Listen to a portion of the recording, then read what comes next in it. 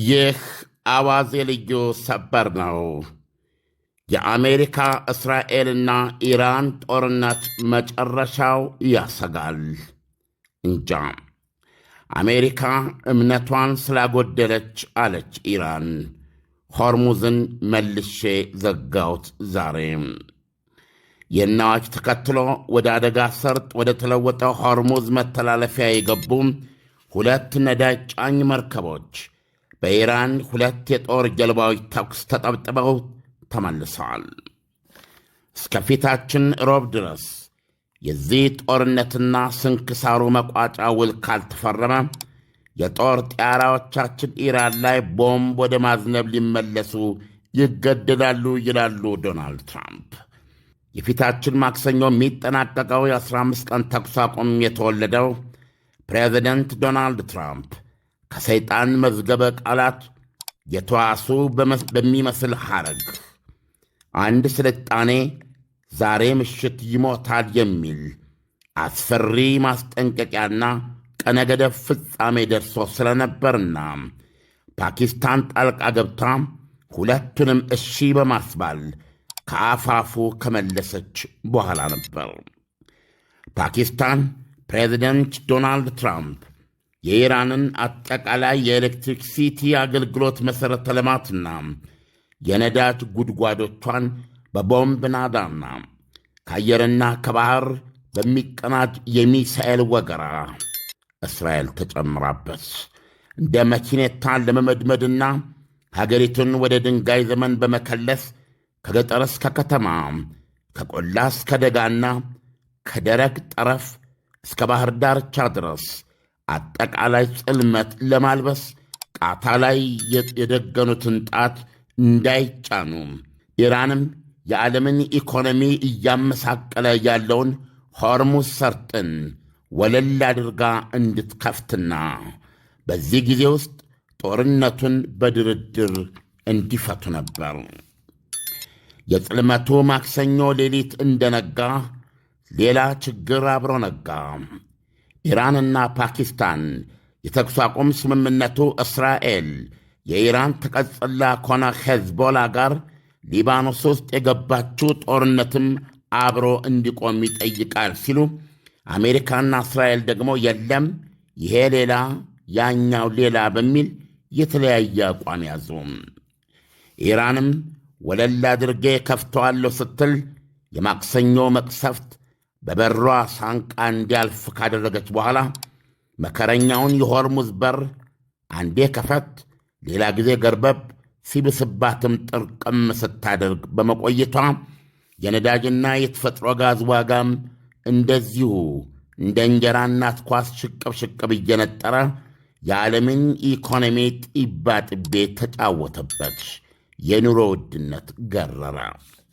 በዚህ መካከል ፕሬዚደንት ዶናልድ ትራምፕ በኢራን ውሃ ዙሪያ ፍልሚያ ላይ ከነበሩት የውሃ መቺ ኃይሎቻቸው መካከል ቀንሰው የኢራን ወደቦችንና የባሕር ዳርቻ መውጫዎቿን የማይገባባቸውና የገቡም የማይወጡባቸው ቅርቃር አደረጉት።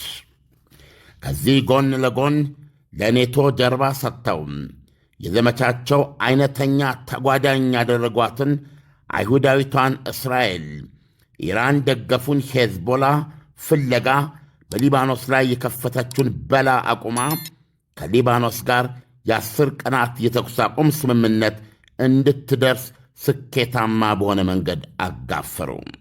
ከዛ በኋላ ከኢራን ጋር በቀጣይ በፓኪስታን መዲና ኢስላማባድ ዛሬ ቅዳሜ ወይም ነገ እሁድ ድርድር እንደሚጀመር ሁለቱ አገራት ከሞላ ጎደል በሁሉም ነጥቦች ላይ መስማማታቸውን በመጻፍና ለጋዜጠኞች በመግለጽ የምሥራች ሲያበስሩ ሰነበቱ። ፕሬዚደንት ዶናልድ ትራምፕ የኢራን ውጭ ጉዳይ ሚኒስትርና ተደራዳሪ አባስ አርጋቺ ትናንት ዓርብ ጠዋት ረፋድ ላይ እነሆም ሆርሙዝ ሰርጥ እስከ ነገ በስቲያ ማክሰኞ ድረስ ወለል ብሎ ተከፈተ ሲሉ አወጁ።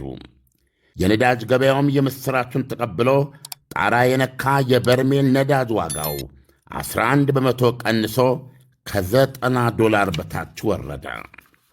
እነሆ ዛሬ ከ24 ሰዓት በኋላ ተከፈተ የተባለው ሆርሙዝ ሰርጥ እንደገና ተከርችሞ 2 አልሰሜ የነዳጅ መርከቦች ለክፉ ባይሰጣቸውም በኢራን እስላማዊ አብዮታዊ ዘብ ባሕር ኃይል 2 የጦር ጀልባዎች የጥይት ተኩስ ተጠበጠቡ፣ ቀኙ አላዞሩ። እጃችን አይጥመዘዝም አለው ትራምፕ በኢራን ድርጊት ክፉኛ በመበሳጨት። ኢራን ለዚህ እርምጃ የሰጠችው ምክንያት አሜሪካ የኢራንን ወደቦች መተላለፊያዎች በመዝጋት የኢራንን የንግድ ኢኮኖሚ መክታቷ ተኩስ አቁሙን ይጥሳል የሚል ነው። ትራምፕ በበኩላቸው የባሕር እገዳው እንደ ጸና ይቆያል ሲሉ ፈረጠመው። የኢራን እስላማዊ አብዮታዊ ዘብም እንደዚሁ ሆርሙዝ የሚከፈተው የአሜሪካ መርከቦች ከበባ ከኢራን ወደቦች ዙሪያ ሲነሳ ነው ሲል የፍልሚያ መስመር አሰመረ። ከዚህ የኢራን ወጃ በኋላ የፕሬዝደንት ትራምፕ አስተዳደር ቁልፍ ባለሥልጣኖች ወደ ዋይት ሃውስ በተናጠልና በመንጋ ሲገቡ ታይተዋል። ከእነሱም መካከል የአሜሪካው የጦር ሚኒስትር ፔት ሄግሴት ይገኙበታል።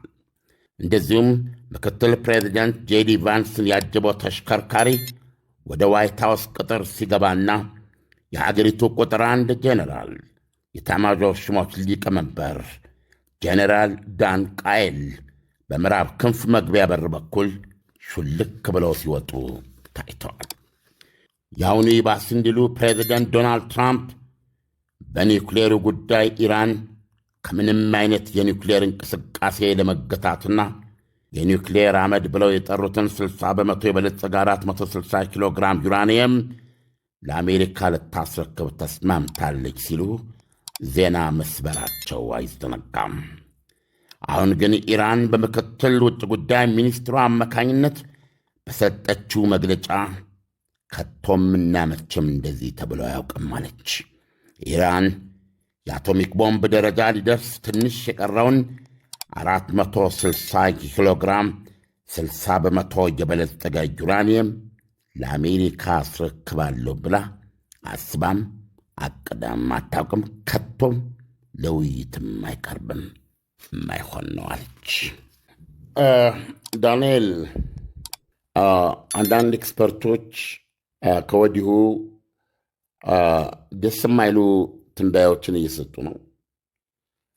እነዚህ ትንባያዎች አሁን በዚህ መንገድ በጦርነትና ጦርነትን ሊያቆም ባልቻለ ሊጨበጥ ባልቻለ ሁኔታ ውስጥ እያለፈ የሚገኘው ጦርነት የኢራን ጦርነት ግሎባል ዎር ዓለም አቀፋዊ ጦርነት ወይም የሦስተኛ የዓለም ጦርነት ወይም የመጨረሻውን የዓለም ጦርነት ሊያስነሳ ይችላል እያሉ ነው ዳንኤል።